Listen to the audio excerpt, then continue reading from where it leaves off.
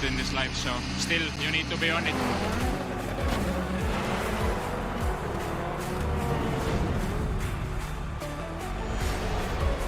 Ladies and gentlemen, let's get ready to rumble! How do you like it? How do you like it?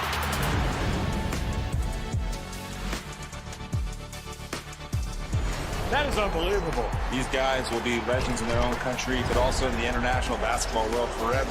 That is what sport means. That is what the EuroLeague trophy means. Are you not entertained? I'm not supposed to be cheering, but this is X Series. I can do whatever I want.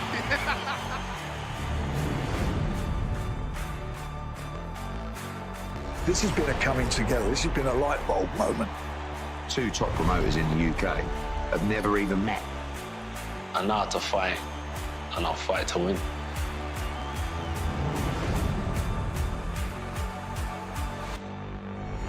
The competition is back, and the UEFA Women's Champions League looks set to be bigger and better than ever before. It's their time, a night to remember.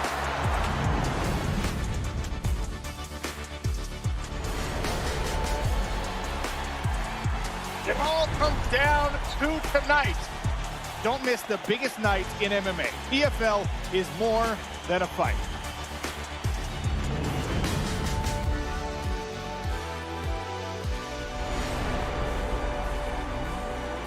Fight Week on DAZN is non-stop action. Access all areas of the biggest fights, even before the bell rings. I hope you guys enjoy this fight as much as I will.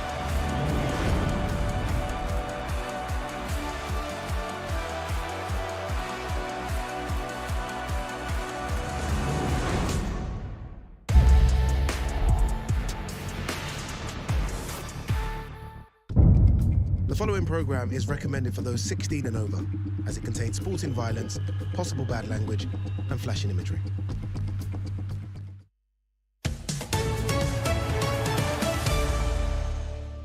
This is the moment the world has been waiting for.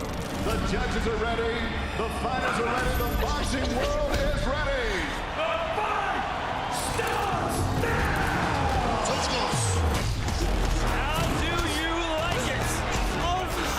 So aggressive, so focused. It all comes down to this.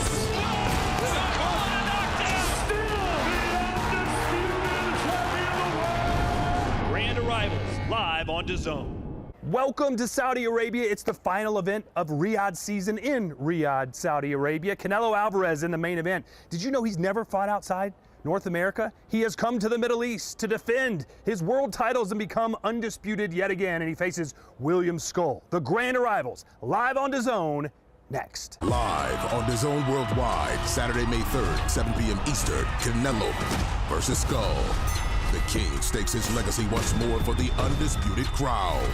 Standing in his way is Warrior Scull, undefeated and poised to decimate the division. On a knockout weekend of boxing. Get Canelo versus Scull, Saturday, May 3rd. Live exclusively on DAZN. Buy now at DAZN.com. How about that for a shot? Welcome to Global Theater, part of the incredible Boulevard City area in Riyadh, Kingdom of Saudi Arabia. And we've got an amazing week of boxing ahead of us, and you can follow it all live on DAZN.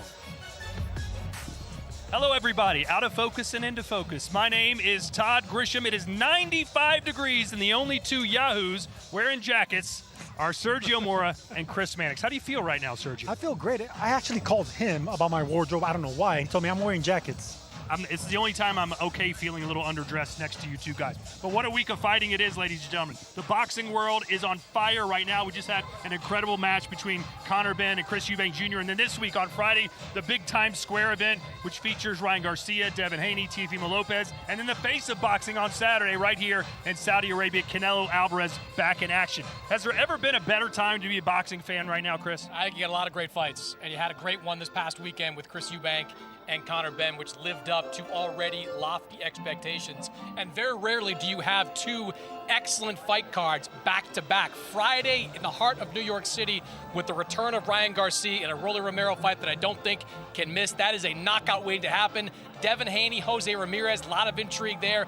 And Teofimo Lopez and Arnold Barboza Jr. in a 140-pound title fight that doubles as a blood feud. Then 24 hours later, you're back overseas here in Saudi Arabia for Canelo Alvarez, trying to become a two-time undisputed champion against an unknown champion in William Scull. So I think there's a lot to like about boxing these days.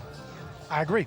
Look, as a boxing fan, we want the best fighting the best, but all over the world, it's a global sport. It's an international sport. And when you have the face of boxing in Canelo Alvarez, he's bringing Cinco de Mayo, the spirit, here to Riyadh. All over the world, that's how you do it Mexican style. So I'm glad, man. The best fighting the best. Boxing on Friday, boxing on Saturday, boxing's winning. Are you going to make us tacos this weekend so we celebrate with you? Enchiladas, amigo. All right, enchiladas. Now let's bring the fourth member of our broadcast team. I know she likes enchiladas. There she is. It's Claudia Trejos. How you doing, Claudia? Very well, Todd. Gentlemen, well, I'm going to sign myself up for enchiladas and tacos and chilaquiles. Why not? Why not? Because we started the celebration with obviously the grand arrivals, and we know Canelo it knows exactly what to expect when he's walking the red carpet, which, by the way, this time is a purple carpet, and it's gorgeous. But we also have new faces. Marco Verde is making his first grand arrival after winning the silver medal back in France, in Paris 2024. So this is a first time for him. I'm really excited for him. I'm really expecting grand things of this night. And of course, closing this whole week with a fantastic evening of boxing. And like Sergio said, there is no better time for a boxing fan than this time. All right, Claudia, we'll get back with you in just a minute. She'll be interviewing all the fighters, and it's good for us that she speaks Spanish as well. Several Mexicans on this fight card. As you can imagine, there are 8 total fights, an ever-expanding fight card. Every day we find out there's a new fight. Richard Riakporhe in action. He'll kick things off in a heavyweight battle. Then it's Muhammad Al-Akil, the undefeated fighter from the Kingdom of Saudi Arabia. Marco Verde, the Olympian medalist from Mexico, as Claudia just mentioned. Brian Leon, a Cuban who's 6-0 with 6 knockouts. He'll be facing Aaron Rocha Guerrero. And then the main part of our card. How about these 4 fights? All of them should be good. Martin Bacoli, a full camp this time. He's ready to rock and roll against F.A. Ajagba. That's going to be a slugfest. And then Jaime Munguia seeking revenge. He wanted this rematch immediately against Bruno Saras, the man who pulled off the upset of 2024. Then our co-main event for the WBC World Cruiserweight Championship. Badu Jack is back for the first time in over 2 years, taking on Noel Mikhailian. And then in our main event, Canelo Alvarez fighting in Saudi Arabia and outside of North America for the first ever time will be defending his belts, and William Scull will be putting his IBF title on the line. It's undisputed Saturday night. All right, let's talk about that main event briefly. Canelo Alvarez taking on William Scull. We've seen the odds. It's not supposed to be a close contest, Sergio, but you do see there is a path to victory for the Cuban. How does he do it? Well, look, he has a hybrid of a Cuban style. I mean, he fought in Argentina, so he picked up a little of the Argentinian power punching as well. Even though his knockout ratio doesn't include it, he does have a big right hand, and he throws it from an angle. He's not going to stand in front of Canelo Alvarez, and he has a long right hand. Canelo's not knocking out anyone these days. Most of his fights are going to the decision, so expect this one to go into the second half. And if it does, the longer it goes, William Scull will have some good things to do. Well, I think William Scull's anonymity may work in his favor going into this fight. The Vladimir Shishkin fight was seen worldwide at DAZN, but after that, you got to dig deep into the archives to find a lot of footage of William Scull. He is a longtime amateur out of Cuba. He is 23-0 as a professional, so there is a talent inside William Scull. If I was going to make a suggestion, though, I would tell Scull that he has to overwhelm Canelo with punches. One thing about Canelo version 2.0 is that he is not a volume puncher. He is a much more judicious puncher as he's gotten to this stage of his career. High accuracy, below output. I think William Scull's best chance is to throw a lot of punches against Canelo Alvarez, try to beat him at the output game, and see if that can win him some rounds on the judges' scorecards. William Scull does not have a high knockout ratio. He does not have, what I've seen yet, super middleweight power. He's not going to knock out Canelo Alvarez, but can he out-volume him? Can he throw a lot of punches, try to steal some rounds? I think that's his best chance to win. You agree with that, Sergio? Outwork Canelo Alvarez, that's the path to victory? Of course I don't. Look, you're not going to outwork him. This is a Cuban style. Cuban, they're marksmen. They rely on the jab, on point system.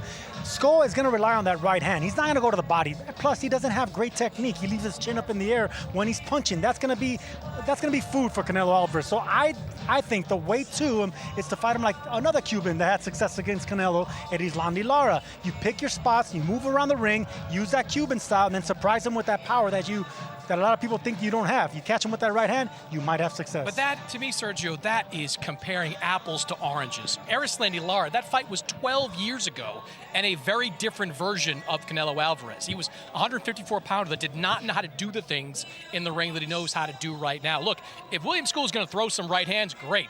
But all of the fighters outside of Dmitry Bivol and Gennady Golovkin did not throw right hands against Canelo Alvarez. You talk a big game about throwing rights against Canelo until you get in the ring and realize what's coming back. So, look, I don't know if throwing a lot of punches is going to get William Scull to win. I just know that some of the other ways you're talking about are definitely not going to get him there. Well, you said Skull's not going to get a knockout. What about Canelo Alvarez? He's knocked down his last 5 opponents, but doesn't have a knockout since he beat Caleb Plant. So a lot of people would love a Cinco de Mayo present of a Canelo knockout here in the desert. We'll find out if he can get it. Before we start our grand arrivals, let's get you up to date on a massive event this summer. It's the FIFA Club World Cup live on DAZN. Greatness comes to DAZN this summer. The world's best players will be summoned together to decide the greatest club on earth. Vinicius, great chance to score. Goats will battle Wonder Kids. Fire will meet ice. From Boca to Bayern, PSG to Palmeiras, 32 clubs from across the globe will compete to be crowned Rodrigo, what a strike that was! world champion. And this summer, Haaland won't be watching from home, but you can, on DAZN. In every country in the world. FIFA Club World Cup. Watch on DAZN from the 14th of June. Cannot wait for it. DAZN, the official global broadcaster for the 2025 FIFA Club World Cup. 32 of the top teams in the world, Europe, Asia, the Americas, Africa, Oceania, will all compete for the coveted Club World Championship title. Watch all 63 live matches on DAZN, and it kicks off on June the 14th. And hey, we've gotten a little bit bigger. Ziad Al-Mayouf, the most happiest man I've ever seen in Saudi Arabia, is with us, professional fighter as well. How you doing, buddy? All good, all good. You know, this is my first time with the American team. I'm usually with the English team, but I don't know where they sent them, so now I'm with the American team. Happy about that. Why didn't you tell these guys they didn't have to wear bomber jackets, that it's going to be 95 degrees? Yeah, we'll see. We start summer very early here. Very early here. January. Yes, very early, yeah. Zizo, what are your thoughts about this fight card? Canelo coming to Saudi Arabia for the first time. You know what? The face of boxing is in, you know, the place right now where is the face of boxing. So it's just a fighter meets a place and they have something in common, and they are the faces of boxing today. I was walking into the gym today, the Mike Tyson gym, just a normal day in my regiment, you know, walking at 2 p.m. and then I see Canelo there, a full 2-hour workout. That is something I could never have imagined when I was a kid, you know. I had my boxing bag, yes, but I was only there to do strength and conditioning. After Canelo was done, I did boxing and strength and conditioning, you know? So this is what it is really all about, right? So to just inspire us, but in reality, the ecosystem, the growth, and we see it on this card with a Saudi fighter, and we see it here right now with a Saudi fighter present too, so yeah, well, I love this. I know you're motivating a lot of fighters here in the kingdom. We'll talk more about that in just a minute. Hang around for a few moments. We're going to get your comments, but right now, let's send it to the stage and get this party started. It's the grand arrivals, and now to the Grand Marshal of the festivities, Mr. Thomas Triber. Ladies and gentlemen, welcome to the grand arrivals for Fatal Fury World Championship Boxing this Saturday, May 3rd, from the A&B Arena in Riyadh, Kingdom of Saudi Arabia. We would first like to thank the Kingdom of Saudi Arabia and the custodian of the two holy mosques, King Salman bin Abdulaziz Al Saud, the Crown Prince Mohammed bin Salman, and His Excellency Chairman of the General Entertainment Authority, JIA, Turkey, Al Sheikh. This great event is being brought to you by Riyadh Season and the General Entertainment Authority, GIA, with Frank Warren for Queensberry, Canelo Promotions, Aegon Sports and Events, and Sella, along with their great sponsors, Riyadh Season, STA, STC, Dr. Suleiman El Habib Medical Group, and Arena Fitness Innovation. A big thanks to those great sponsors. It will be broadcast live worldwide on DAZN, and final tickets are available through WeBook.com. Let's now get the grand arrivals started. Our first fighter competing Saturday in a scheduled 8-round heavyweight contest. He comes to us from London, England. He brings a professional record of 17 wins, just 1 defeat. 13 of his 17 wins coming by way of knockout. Let's welcome Richard Riakporhe.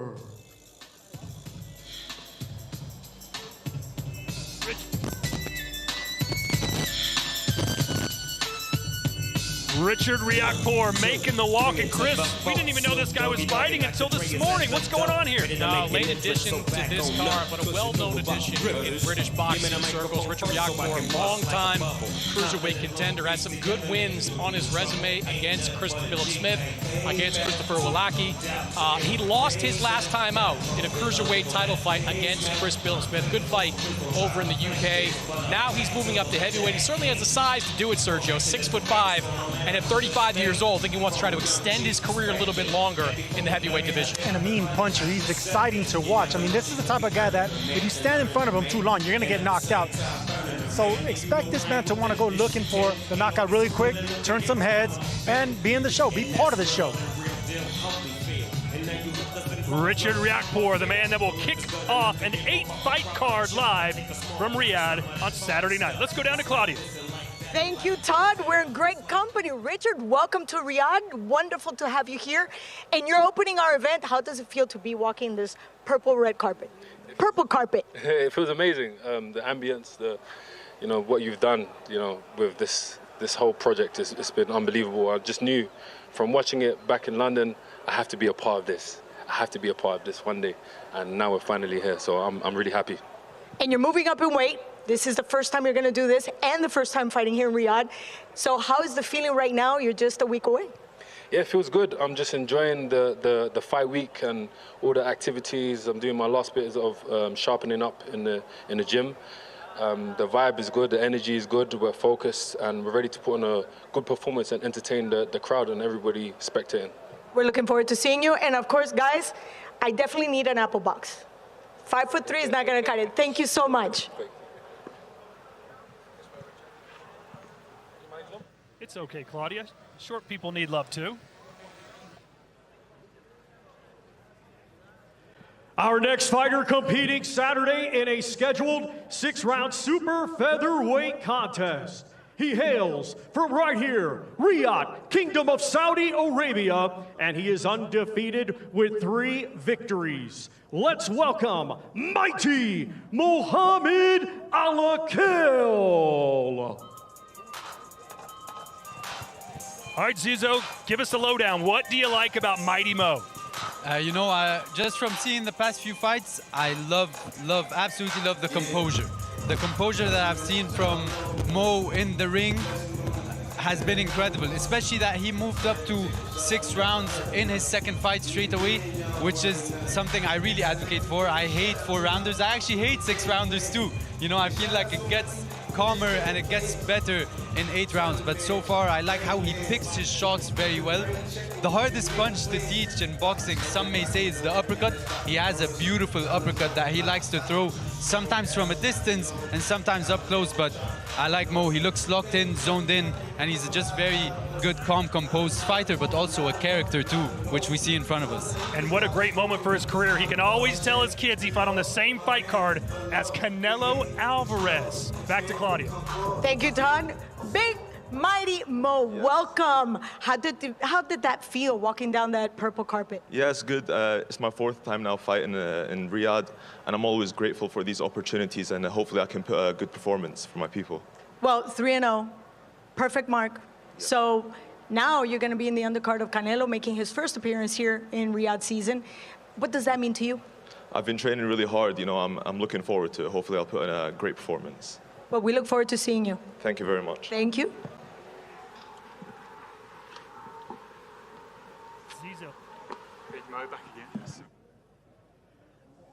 Our next 2 fighters competing Saturday in a scheduled 6-round middleweight contest. Let's first welcome, coming to us from Monterrey, Nuevo León, Mexico. He brings a professional record of 4 wins, 5 defeats, 3 draws. 2 of his 4 wins coming by way of knockout. Here is Michel El Águila Galvan Polina. Michael Galvan Polina, you see the record there. Not that impressive, but he's taking on a man who's making his pro debut, Sergio. But hey, a good opportunity here for Polina to make a name for himself. A huge opportunity, because big plans for Marco Verde, 2024 Olympic silver medalist. Big plans, training with Eddie Reynoso, and part of that camp, of course, they expect him to be the goods. But listen, Michael Polina does have some pop, and he's fought some decent fighters, and those losses are actually pretty good losses and learning on the job. So expect Polina to give it all out there, especially with that right hand. And we've seen some of these unheralded Mexicans come here to Saudi, Chris, and really cause some problems. Hey, one of the most dangerous fighters in the world, as he's not his head. You know a little bit about that, don't you?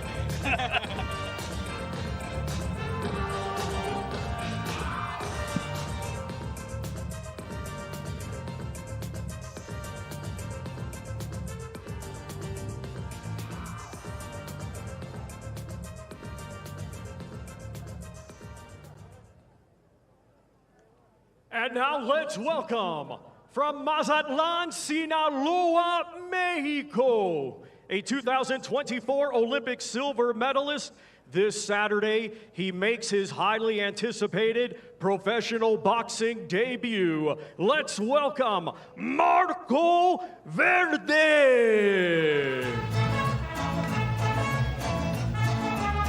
Sergio, how is this guy's nickname not Salsa Verde?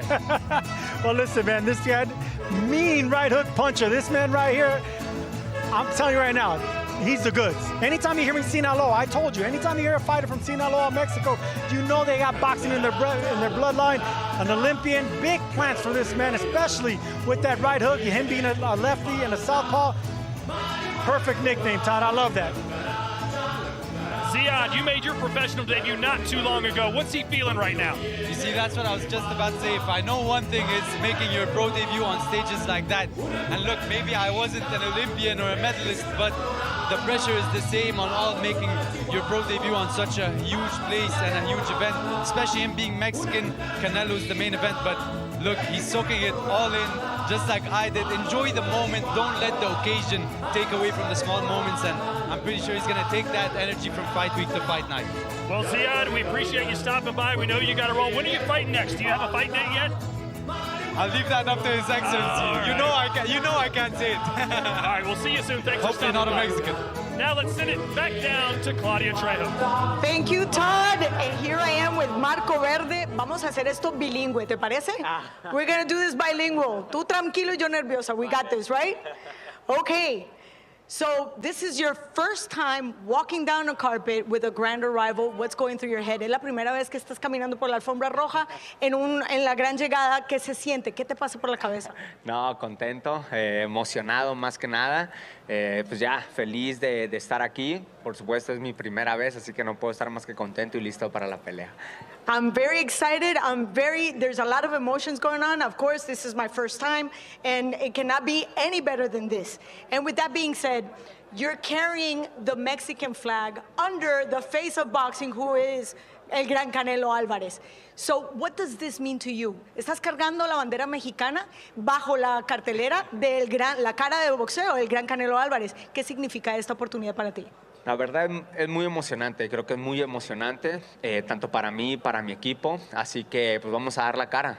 Siempre así como lo hice en Juegos Olímpicos, voy a demostrar que esa bandera también pesa, pues vamos a dar una buena pelea, tanto yo como mi rival. It's very exciting, very exciting. This has been a great experience for my team and myself. And of course, I'm going to give face just like I did in the Olympics. And I'm going to obviously carry the flag very high. Congratulations. Great to have you here. Felicidades. Un placer tenerte aquí. Muchas gracias. Can't wait to see it. Marco Verde making his debut against Michael Galvan Paulina.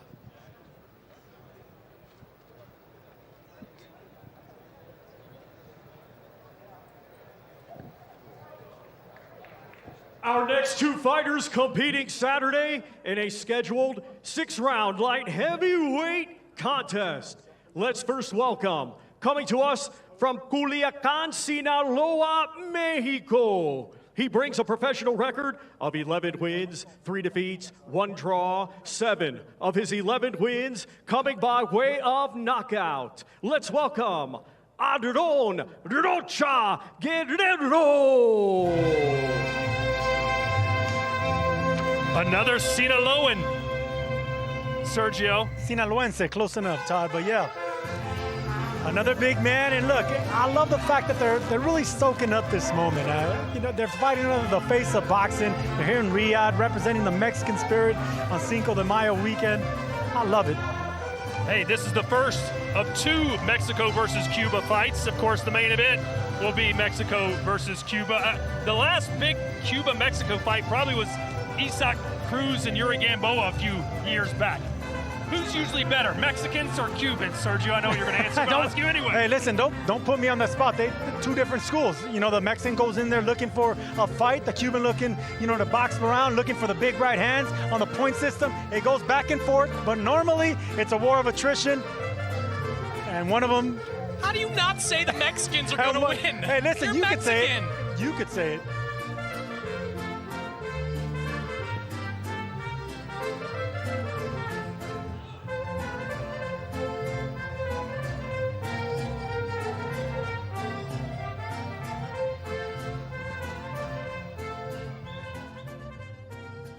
And now let's welcome from Pinar del Rio, Cuba, undefeated with 6 wins, all 6 wins coming by way of knockout. Let's welcome Brian Leon.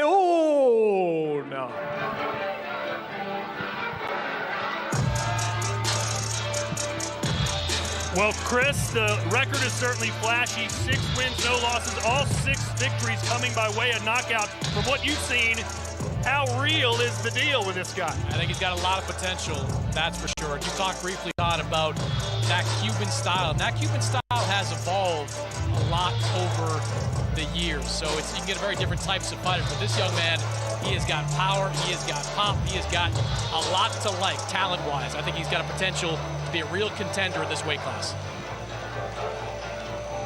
Sergio, is that record legit? 6 wins, all by knockout? Absolutely, and look, he's an Olympian. He has big power. Anytime you start off knocking out guys in 4 rounds and 6 rounds, that power is legit.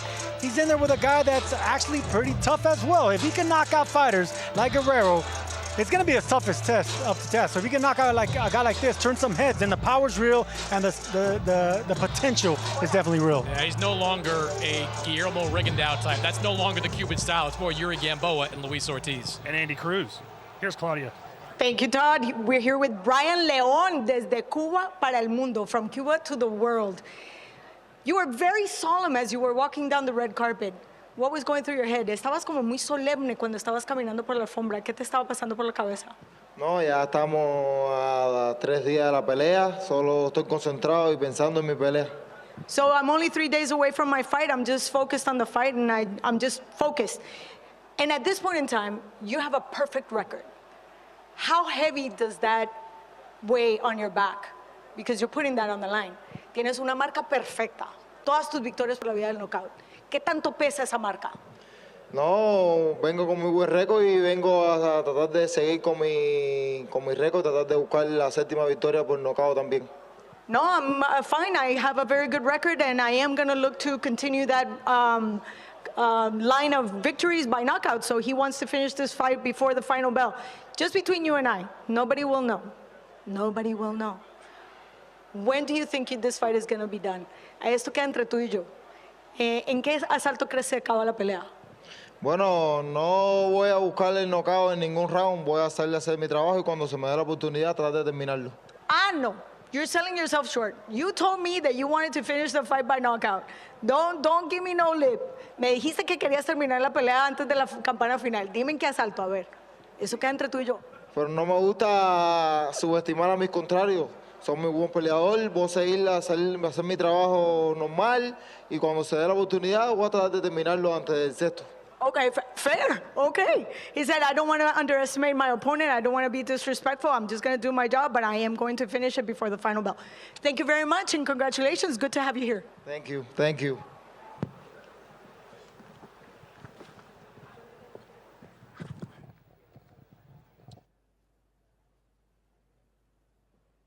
Our next two fighters competing Saturday in a scheduled 10-round heavyweight contest.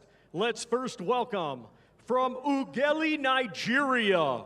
He brings a professional record of 20 wins, 1 defeat, 14 of his 20 wins coming by way of knockout. Let's welcome Efe, the silent ruler, Ajagba.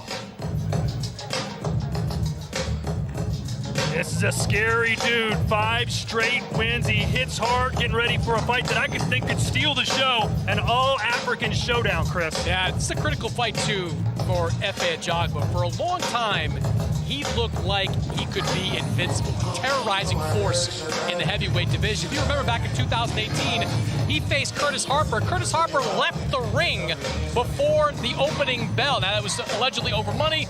Might have been a little bit of fear in facing Efe Ajagba at that point. But in 2019, I was in California watching him get knocked down in a fight. He was beaten here in Saudi Arabia by Frank Sanchez. His last fight, he did not look great against Guido Vianello. So this could be make or break right now for Efe Ajagba.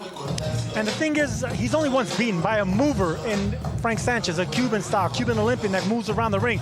The man he has in front of him is equally as scary, is not going to be moving. This fight ends in under 3 rounds. Both these guys end the fight quickly, expect a quick knockout. Who is it? I have no idea.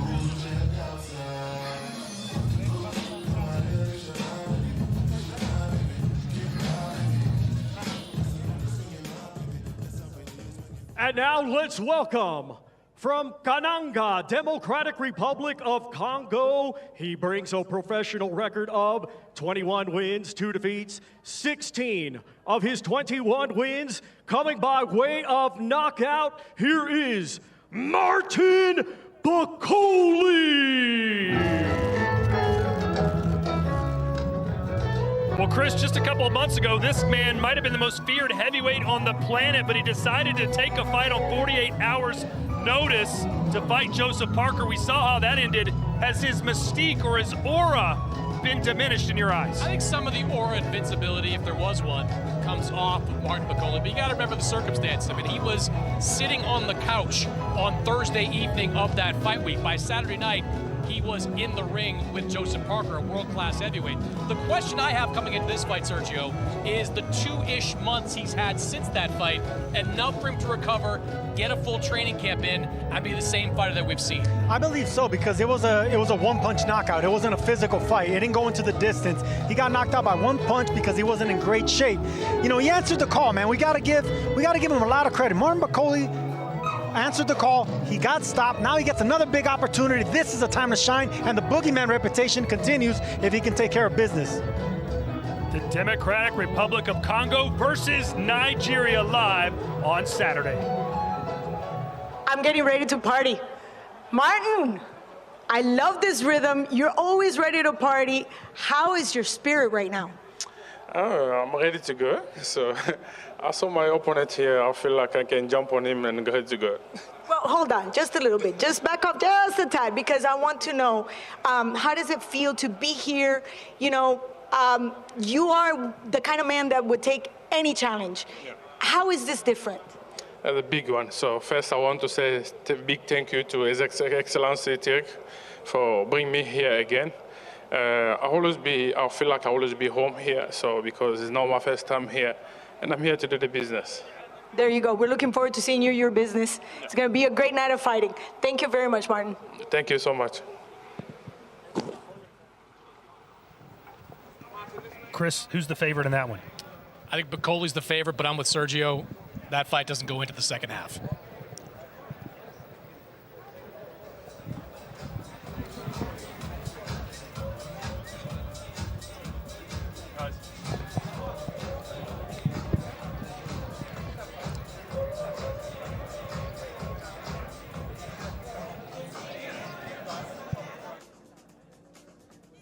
Our next two fighters competing Saturday in a rematch scheduled for 10 rounds in the super middleweight division. Let's first welcome from Marseille, France. He brings an undefeated record with 26 wins, 2 draws, 5 wins coming by way of knockout. Ladies and gentlemen, let's welcome Brunello Suras.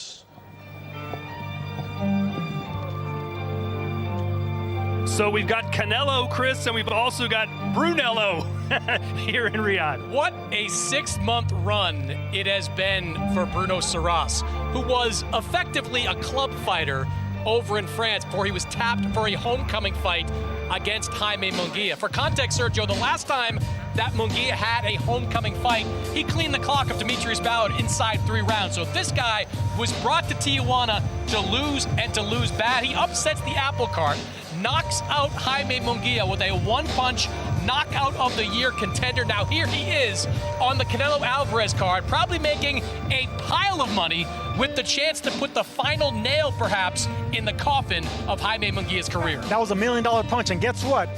Munguia's not going to change. He's not going to change his stripes. He's not going to become a defensive wizard. That right hand is going to be possible again, and for a natural 168-pounder, all it takes is for him to land that shot again early to get the confidence. Now, mind you, Suras got dropped in that fight. He got up to get the knockout. So he has resilience, heart, and you can bet he's ready for the moment. And hello, Bruno. ¿Cómo ça va?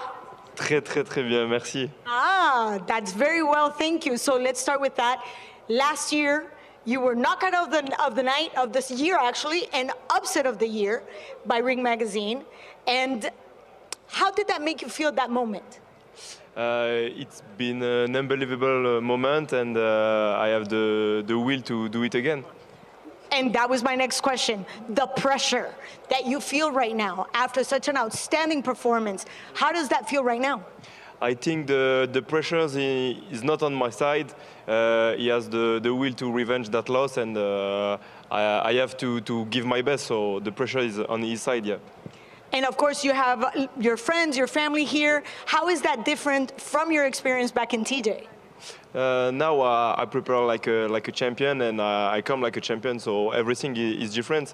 And I want to show you the new version of me on May 3rd.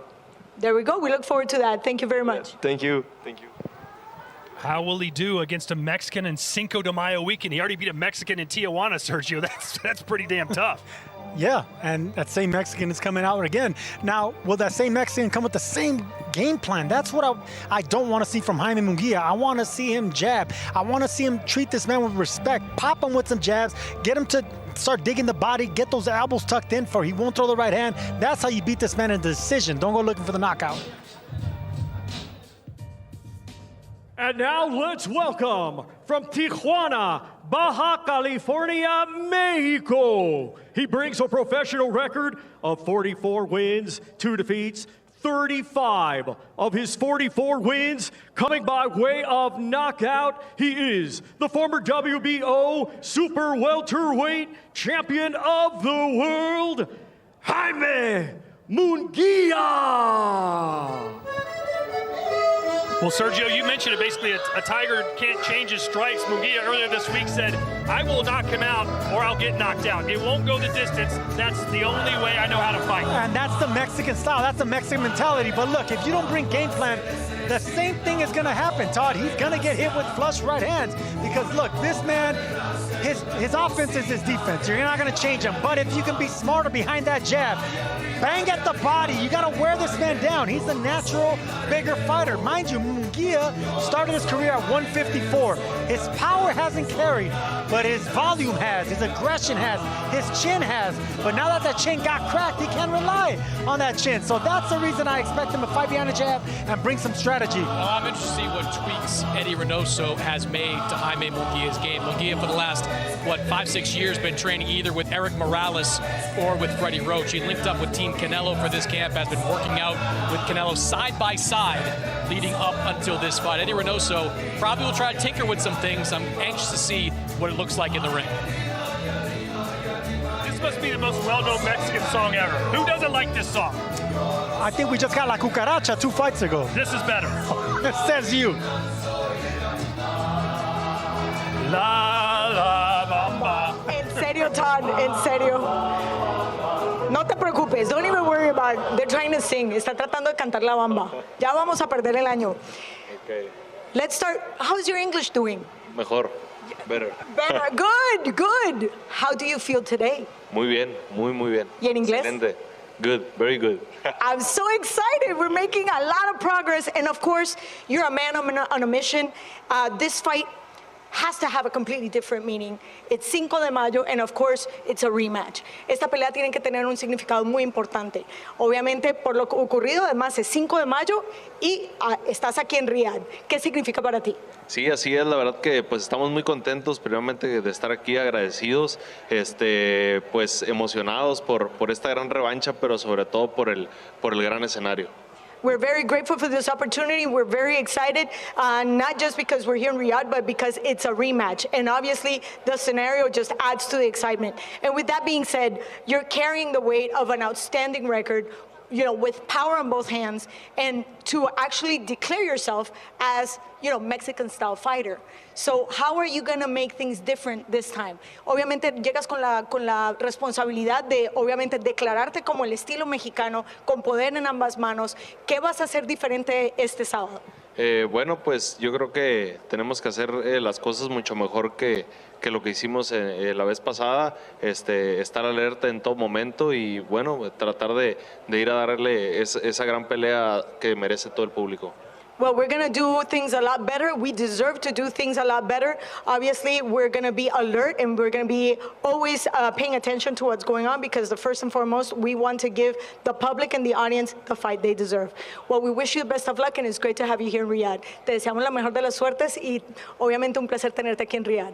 Muchas gracias a todos. Sergio, he's got to be feeling a little pressure. He suffered the knockout of the year and the upset of the year in Tijuana. A lot of pressure. That's the thing, man. You got to come back from that. Only great fighters, great champions are able to come back and win after getting knocked out. We'll see if Munguia is one of them. Yeah, the stakes could not be higher. I don't think his career ends with a loss, but back-to-back losses to Bruno Saras are a lot different than a loss to Canelo Alvarez. It would be a big hill to climb for Jaime Munguia to get back.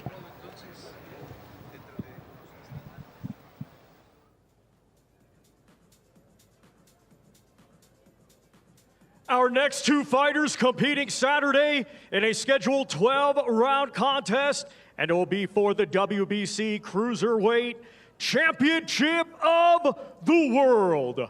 Let's first welcome a native of Yerevan, Armenia. Now fighting out of Miami, Florida, he brings a professional record of 27 wins, 2 defeats, 12 wins coming by way of knockout. He is the current WBC Cruiserweight Champion of the World in recess. Here is Noel, the Dark Horse Mikhailian.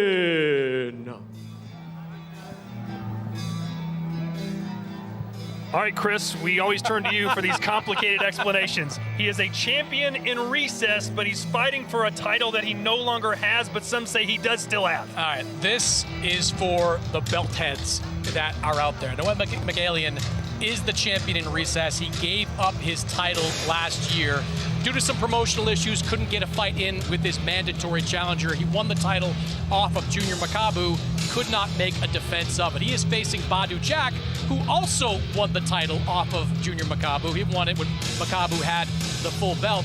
He gave up that title, become champion in recess.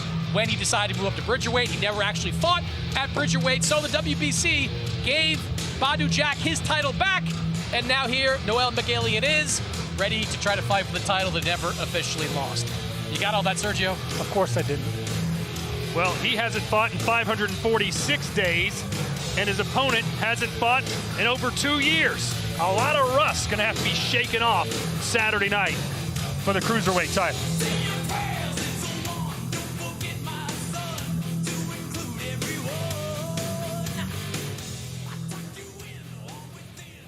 And now let's welcome a native of Stockholm, Sweden, now fighting out of Dubai, United Arab Emirates. He has a professional record consisting of 28 wins, 3 defeats, 3 draws, 17 of his 28 wins coming by way of knockout. He is the reigning and defending WBC Cruiserweight Champion of the World, Badou Jack the Ripper. Badou Jack, one of the really, truly great, nice guys in boxing. He won his title beating Alunga Bakubu with a 12th round stoppage on the Tommy Fury Jake Paul undercard in February of 2023, but he hasn't fought since. Yeah, his plan was to move up to the Bridgerweight division where the WBC has created a weight class and fight for a world title there. That never materialized, so to get his career restarted here in his early 40s, it should be noted, he is back fighting at cruiserweight and defending the title that was restored to him after the issues Miguelian had. Look, Badou Jack, a lot of the line in a fight like this. You've got a fight with Zurdo Ramirez and Uniel Dorticos coming up in June. Badou Jack could be in line to face the winner of that fight in what would be a lucrative and pretty well anticipated showdown.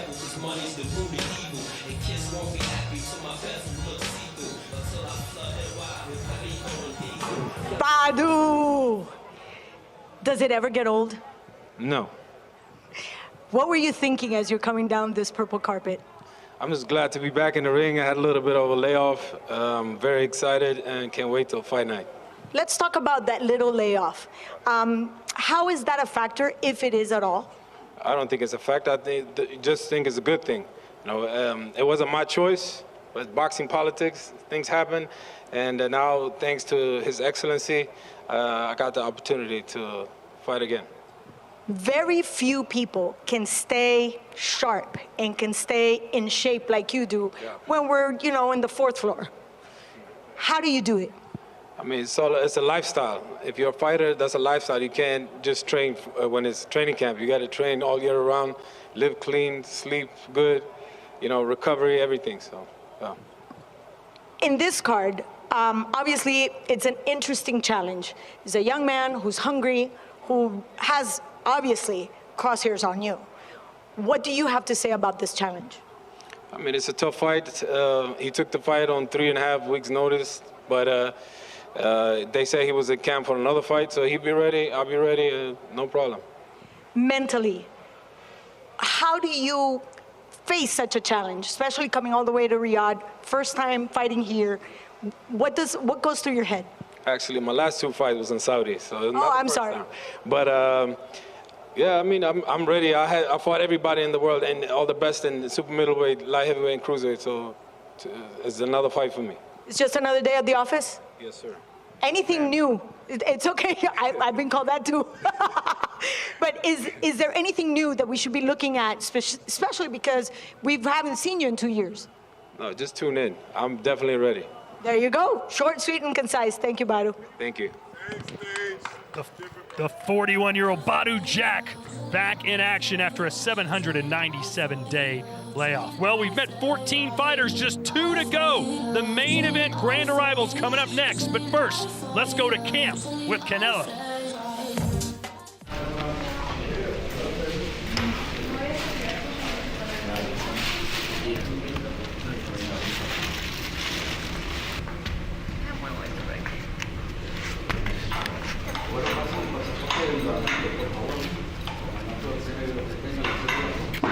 When I start boxing, I start because my older brother.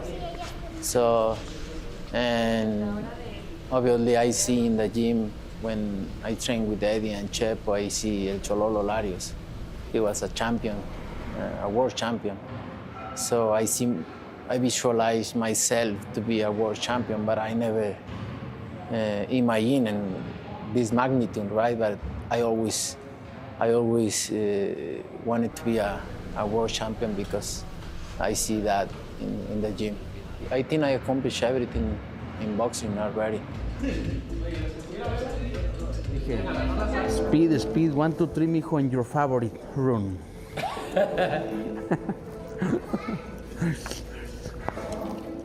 But you know, still fighting in these kind of fights, world championships.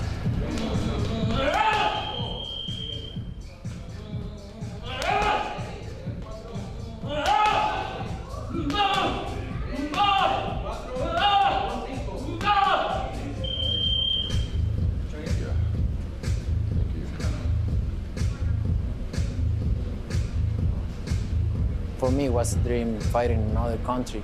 Right now, I'm close to do it.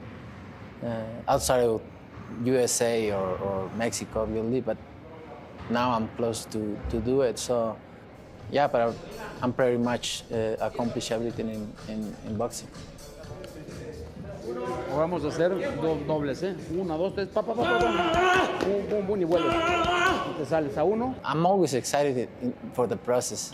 Venga, mijo. For me, the process is the most exciting thing. I think when you love something, it's not that sacrifice, right? They say when you love what you do, it's not work.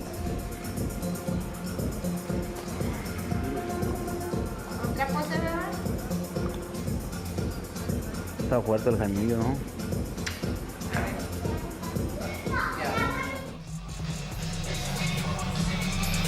Friday and Saturday, it's the Knockout Weekend Bundle. 2 incredible fight nights. May 2nd, Ryan Garcia takes on Rolly Romero in Times Square, presented by The Ring Magazine.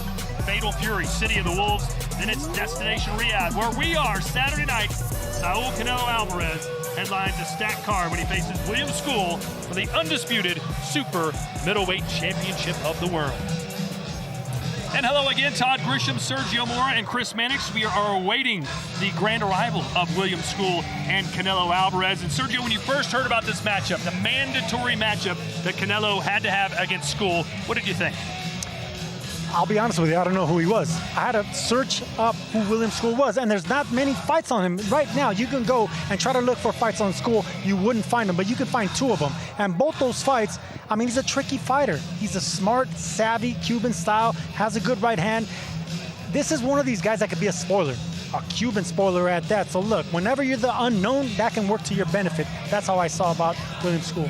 Yeah, William Scull took advantage of his opportunities, right? He got in line for that IBF light heavyweight title. If you know anything about the IBF, it's that they enforce their mandatories. They are not going to move things round and round. If you are going to face your mandatory, the best chance to be in is that IBF ranking. Look, I was ringside about a year ago when he fought Sean Hempel on the undercard of Canelo against Munguia. I remember thinking, all right, this guy's okay. He beats Vladimir Shishkin. That was certainly a disputed decision. But like Sergio says, this guy does have some talent. He is a longtime amateur out of Cuba, and he's going to come into this fight with something of the element of surprise here. Canelo Alvarez is probably not expecting much. He's probably looking forward to bigger and better things later this year and into next year. William Scull has a size advantage. He's got some talent. He's got to be able to put it all together on fight night. This is going to be a very different environment for Canelo Alvarez. He's used to a lot of hoopla, tons of people. This fight's going to take place in a foreign country. First time he's fighting outside of North America, and it's going to walk at about 6 a.m. local time. So who knows how that's going to affect Canelo Alvarez mentally and physically, but we will find out 4 days from now. Well, William Scull is ready to make his grand arrival, so we turn it back over to Thomas Tribal. Ladies and gentlemen, our main event this Saturday, it is scheduled for 12 rounds, and it'll be for the undisputed Super Middleweight Championship of the World. Let's first welcome a native of Matanzas, Cuba, now fighting out of Berlin, Germany. He brings an undefeated record with 23 wins, 9 wins coming by way of knockout. Let's welcome the reigning and defending IBF super middleweight champion of the world, William El Indomable Scull. Well, if he's nervous, he doesn't look it, just smacking on that gum. And he was asked earlier this week, Chris, basically, what does he think of Canelo right now at this stage in his career? And he said, look, he's slowed down. He doesn't throw as many punches. He's not as good as he once was, and I can beat him. I think two of the first three things you said there are factually accurate. He is a little bit older. He has slowed down, but I still think he is among the top 10 best fighters in the world. Something you said there, though, Todd, about how comfortable he looks. You can see that on his walk to the dais right now. That's in stark contrast to how he looked in New York about a month ago. You hosted that press conference. One of my takeaways was that William Scull kind of looked deer in the headlights. Canelo Alvarez is used to the pomp and circumstance of a big event. William Scull is not. So this is, it feels like just watching him make this walk, a much maybe lighter version of William Scull. Sergio, I kind of like the Cuban music. I know I like La Cucaracha, but this one and La Bamba, but I like this too.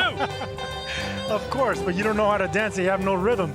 That man has a little bit of rhythm. Good footwork, good right hand. If he can utilize a bunch of things and frustrate Canelo, use his size, you never know, man, especially with that confidence. Well, the part of Cuba that he's from apparently invented the rumba dance.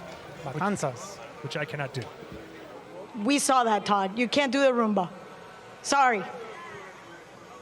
William, welcome. There's such a party as you walked in. How did that feel? Bienvenido. Una fiesta mientras estabas caminando. ¿Cómo te sientes? Primero que todo, agradecerle a Arabia Saudí por la aceptación y la verdad que es una muy linda organización. La verdad que me siento muy bien, estoy disfrutando de algo muy lindo, que algo que estoy viviendo, ¿no? Y que algo que vamos a demostrar que sí se puede. First of all, I want to thank the Kingdom of Saudi Arabia for this opportunity. I'm actually very, very happy. It's something very beautiful in my experience, and I'm enjoying every minute before I do my business on Saturday. And talking about your business, you were very clear yesterday. You said, me voy a comer al Canelo. I'm going to eat el Canelo. Would you mind explaining what that means to me? ¿Me puedes explicar eso qué significa para ti? No, significa no, en el mejor sentido, no, y con el mejor respeto del mundo, pero bueno, las cosas son como son. Aquí vinimos a ganar de la forma que sea, pero me lo voy a comer. Well, I mean, the utmost respect. I don't mean to be disrespectful to anybody, but I'm here for one reason, and that is to win, and that's it. I'm going to eat them. So with that being said, you're a lot more relaxed today compared to your press conference where you were a little tense. I know it's been 9 years in the making. What makes you so relaxed now? Estás un poco diferente a cuando estuviste en la conferencia de prensa, mucho más relajado. Obviamente son 9 años para esta oportunidad, pero ¿por qué estás tan relajado? No, lo que pasa, ¿no? Que la primera conferencia estuvo un poco molesto porque no se entendía bien, pero bueno, porque yo siempre estuve relajado porque estoy concentrado en el plan de trabajo que vengo haciendo, en una excelente preparación y de momento, y de seguir callando boca y seguir demostrando porque es el momento mío y me eso que estoy tan feliz de eso. Well, yes, I was a little uncomfortable, but now I'm focused on what I have to do. I'm very excited because I am here to, shut some mouths and do exactly what I need to do on Saturday. Well, we look forward to seeing you on Saturday, and thank you for joining us. Muchas gracias a todos por el apoyo y estén pendientes de la pelea. Thank you very much. Well, Sergio is going to have the height and reach advantage, 3.5 inches taller than Canelo. Can he use it to his advantage? Canelo is accustomed to facing tall fighters, long fighters, inside fighters, outside fighters. There's nothing that man hasn't seen in 66 fights. So no, he will not be surprised. That man's gonna have to find magic in the bottle and do something special, something that only two great fighters, undefeated fighters have been able to do against Saul Canelo Alvarez. We'll see if he can do it. Yeah, I agree. Canelo going into virtually every one of his fights over the last 10 years has been at a significant size disadvantage. Look at guys like Callum Smith to Gennady Golovkin, big fighters at 160 and 168. William Scull is going to rely on something other than size if he hopes to get a win against Canelo. All right, now let's turn it over to the main man, and no, I'm not talking about Thomas Triber. And now let's welcome the 4-weight world champion. He has a professional record consisting of 62 wins, 2 defeats, 2 draws, 39 wins, coming by way of knockout. He is the current Ring Magazine champion and the reigning and defending WBC, WBA, and WBO super middleweight champion of the world. Damas y caballeros, el orgullo de Guadalajara, Jalisco, México, Saúl Canelo Alvarez.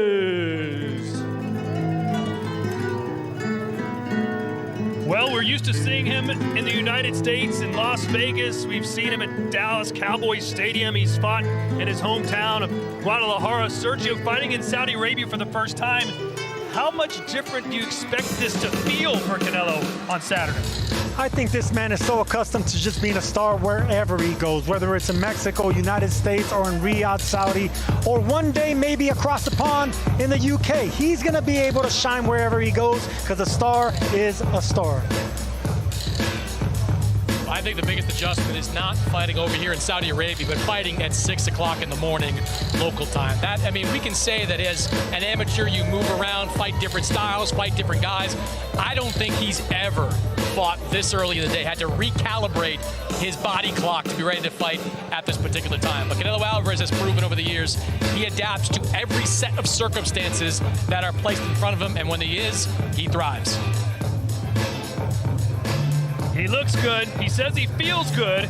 And he has a chance to become undisputed once again in the super middleweight division Saturday night. Back down to Claudia. Thank you, Todd. Welcome, Canelo. Thank you. How is this environment feeling? Oh, I feel great. I feel like at home. They train me really, really good, and I feel like at home. There's a different sense of Cinco de Mayo here, though. Yeah. No chilaquiles, no fajitas, No mariachi. no mariachi. Do you miss it? Yeah, I miss it a little bit, but you know, it's something new for me, and I'm very grateful because this is one of my dreams. Now, fighting in another country, now I'm here, and I'm enjoy everything, all the process. I enjoy it. Every time we chat, we always talk about your legacy and how you write a new chapter. How would you like this chapter to be finished? Like always, the best. I always looking for the best, and I knew, and I know is coming something really good for me. Riyadh season is taking boxing for a storm. This is basically a boxing fan's dream. We have fight every day, and you've been part of it all the way from the beginning to the end, closing it off. How is this important for you in terms of always opening doors for other fighters?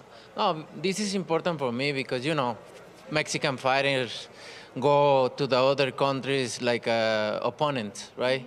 Now I'm here to I'm the A side, no, in Saudi Arabia, and that opens the door to other fighters from Mexico, and that makes me feel proud about bringing that to my country.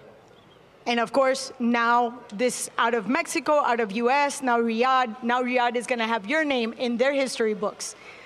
And how does that make you feel? No, it made me feel good because that's what I'm here, right? To make history and make me feel very good and motivate myself at this point in my career even more. Like I say, always for me it's proud to bring the Mexican flag everywhere I go, and I'm proud about represent my country. And we're proud to have you. But now, un poquito de español para nuestros fanáticos. Bueno, estás caminando, el ambiente un poco diferente, un ambiente diferente para un 5 de mayo. ¿Qué se siente? No, me siento muy contento. La verdad que me han tratado muy bien aquí, me han tratado como un rey, me estoy muy agradecido. Para mí esto es un sueño hecho realidad. Siempre había querido pelear en otros países que no fuera Estados Unidos o México. Ahora estoy a muy pocos días de lograrlo y me siento muy contento, muy agradecido y disfrutando todo el proceso. Bueno, el Riyadh Season ha tomado básicamente el deporte en huracán y es el sueño para cualquier fanático del boxeo. Y tú obviamente estás desde el principio hasta el final y siempre abriendo puertas para otros boxeadores. ¿Por qué? No, la verdad que me siento muy contento de poder abrir la puerta a otros peleadores, el poder venir ahora como el lado A, no venir de oponentes a otros países. Y el poder abrir las puertas de esta manera, para mí me siento muy orgulloso. Espero que sea la primera de muchas y poderle abrir la puerta a peleadores mexicanos. Y rápidamente, Siempre hablamos de tu legado y cómo escribes un nuevo capítulo. ¿Cómo te gustaría terminar este capítulo en particular? Con lo mejor, como siempre, ¿no? Con lo mejor, un capítulo lleno de emociones, lleno de grandes noches para nosotros y disfrutar cada momento que se viene. Que viva el boxeo, enhorabuena. Así es, que viva México, cabrones. Thank you very much. So Canelo Alvarez will be fighting for the 67th time of his professional career and makes his debut outside of North America.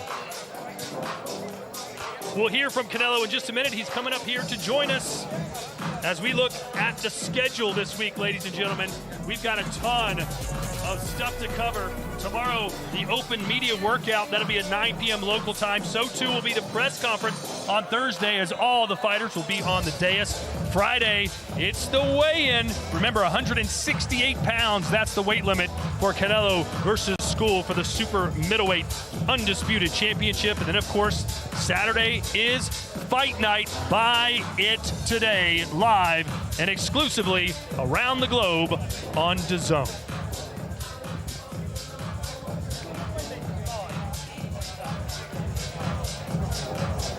How about that aerial shot as we're at Boulevard City here in Riyadh, Saudi Arabia. They call New York the city that never sleeps, but I'll tell you what, Riyadh doesn't seem to sleep either, as here comes the man, Canelo Alvarez. I don't know when you're going to sleep. You're fighting at 6 in the morning. Are you going to wake up early or stay up late? How's that going to work? No, I'm going to wake up early. What time? Yeah, 3 in the morning, 2 in the morning. I come here 3 weeks before because of that. I go to train at 4 in the morning and I go to sparring at that time, so I'm ready. No, you mentioned on the video earlier, the process is what you still like about boxing. Your process for the last 10 years has been basically the same. You train in Southern California, you take a jet to Las Vegas, and you fight. Yeah. How different has this experience been? How different has the preparation been for this fight? It's very different because, you know, at the beginning when I come here, it's very difficult. My body feels like a tire, you know, the time obviously hurts a little bit, but, you know, the weather too is a little bit hard. But that's why I come 3 weeks before to adapt myself. And, you know, 5 days ago, I start feeling like in home. So that's why I like the process. This kind of process for me is I'm glad to be in this kind of process. Saul, the Cuban style can be very difficult, very tricky. I mean, these are savvy fighters with a big amateur pedigree. How do you plan on stopping them, getting them to fight? Do you think you can get them to fight, or do you think you're going to have to chase them around and this is going to go for the distance? You know, patience. I think it's just about patience. Be patient at the beginning of the fight, do my job, and just find the ways to go in and do my job. It's all about patience. Y ganchos al hígado. Yeah. All about in the body. Well, I guess along those lines, it's been about 3 years since we've seen you collect a knockout. Everyone's wondering, can Canelo still knock guys out? You've beaten guys up, you've knocked them down, but you haven't put them out. Are you anxious at all to? No, you know, you win the way you need to win, right? Sometimes you try so hard to knock out somebody, and it's even harder. And like Berlanga, last fight, he tried to survive, and it's very difficult, even more because they make the fight even more hard. But you know, I'm gonna do my job. If the knockout comes, welcome. What did you think of Berlanga throwing a parade for himself just for going 12 rounds with you? Did you see those videos? Oh my God! Driving down the interstate partying. That's. I don't want to talk shit about that, but you know, that's a little bit weird because when you lost, you don't need to celebrate, right? And they asking who did better than the other and all that stuff. But you know, I don't care about that. Nowadays, it's a moral victory for a lot of these champions or a lot of these top contenders to go the distance for you. Yeah. Moral victory, but not a real victory to take the title from you. That's a mediocre mind. That's what I think. Mediocre mind. You've got a guy on this card that was in your camp in Jaime Munguia who you beat last year. It's a huge fight for Jaime Munguia coming off that loss to Bruno Saras. You've been training alongside him for this fight.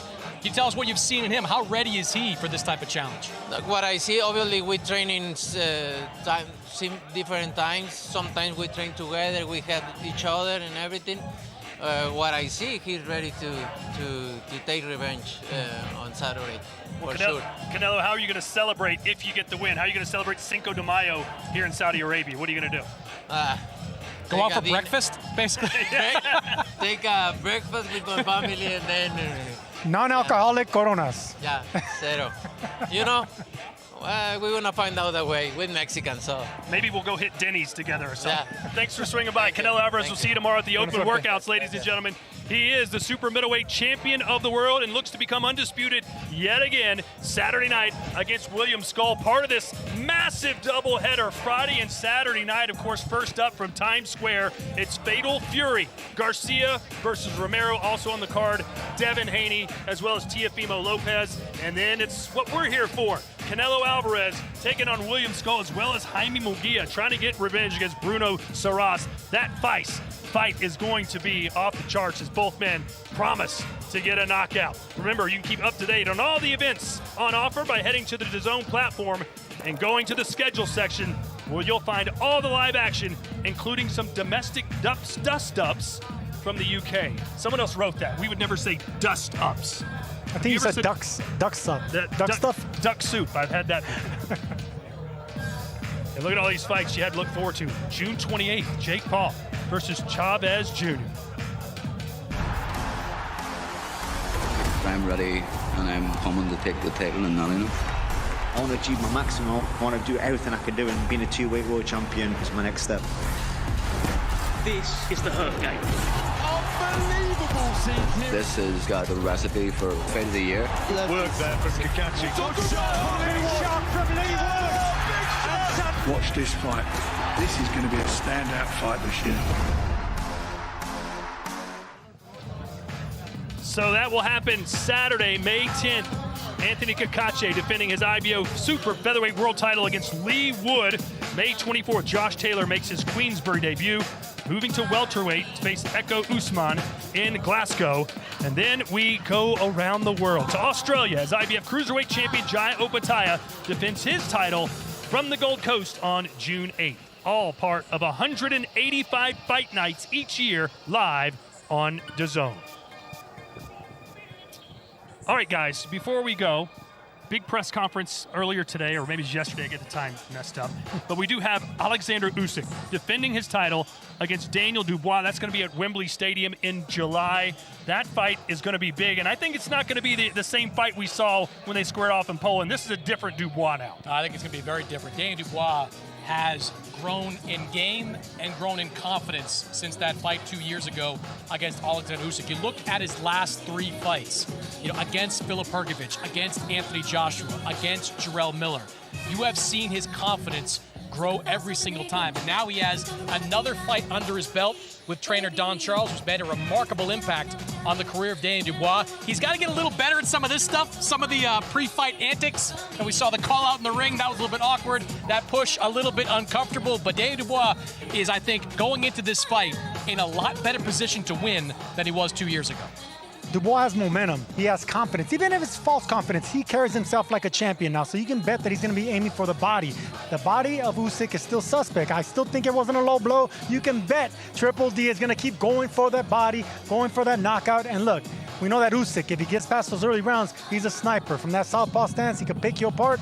It's going to be an explosive fight, but it's going to be a better fight. I don't know if you heard this earlier today. Usyk was around Daniel Dubois' team, and they were chanting that it was a low blow, and Usyk said, no, that's if you fight on the street. He goes, I'll tell you what, I'll pick myself and 3 guys, you pick 4 guys, and we'll go downtown London and fight on the street, and then we'll see who wins that. Yeah, the reality of this punch was it was not a low blow. It was just below the belt line. You see how Alexander Usyk went down, and the way Louis Pabon, the referee, called it immediately as a low blow. Gave him an extensive amount of time, gave him the full 5 minutes to recover, but after that, it was all Alexander Usyk. Look, I love that Dubois is coming into this fight with the belief that he should have a knockout win over Alexander Usyk. I think it's going to make him mentally better than, hey, I lost every minute of this fight and was eventually knocked out by Usyk. So I love that he's got the mentality that I should have been awarded a knockout that time. Maybe it'll help him coming in with the confidence to win this time. Who do you give the edge to? Look, Usyk's still one of the greatest fighters ever. I mean, one of the greatest fighters in 25 years, so he has to be the favorite. He finds a way to break down these giants. I mean, he's been fighting giant after giant since 2019. So look, of course Usyk is a favorite, but Dubois already experienced him, already felt that power, felt the speed, the timing, that southpaw angle. Dubois is going to have a better chance. I think one of the best awards you can win in boxing is the fighter of the decade. If Usyk beats Dubois, I know there's still 5 years left to go in this decade. Is he your fighter of the decade? God, I'm going to say something and then somebody's going to fact check me on somebody else. But he'd have to be on a very, very, very short list. Let me just say that. To have 2 wins over Anthony Joshua, 2 wins over Tyson Fury, a win over Daniel Dubois. That's legacy-defining type of stuff. And, you know, Alexander Usyk, his career may not be over. Says he wants to fight at least one more time after this. So, yeah, fighter of the half decade, probably make it Alexander Usyk. That's the easy one. All right, and we'll be back at it again, right back here in Riyadh tomorrow for the media workout. You'll see the guys hitting pads, moving around a little bit. Maybe we can get some insight as to what's going to go down Saturday night when Saul Canelo Alvarez faces William Scull for the undisputed super middleweight championship of the world. For Chris Mannix, Claudia Trejos, and Sergio Mora, I'm Todd Grisham. We'll see you right back here tomorrow night. Live on DAZN Worldwide, Saturday, May 3rd, 7 p.m. Eastern, Canelo versus Scull. The King stakes his legacy once more for the undisputed crown. Standing in his way is Warrior Scull, undefeated and poised to decimate the division. On a knockout weekend of boxing.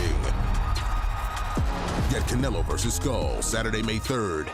Live exclusively on DAZN. Buy now at DAZN.com.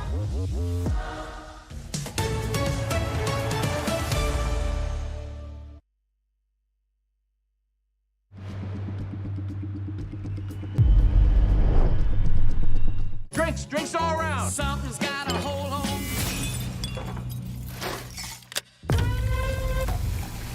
Charlie, get up here. I said, oh, oh, oh, oh, oh, oh, oh, yeah. Final Destination, Bloodlines, rated R, in theaters May 16th. See the new trailer now.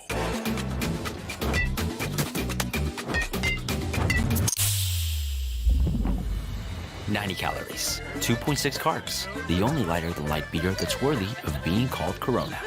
Welcome to the premier side of light." Why do you want to bring back Manhattan?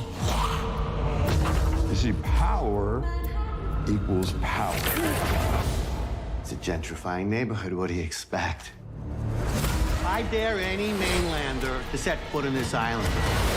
I'm not playing your games.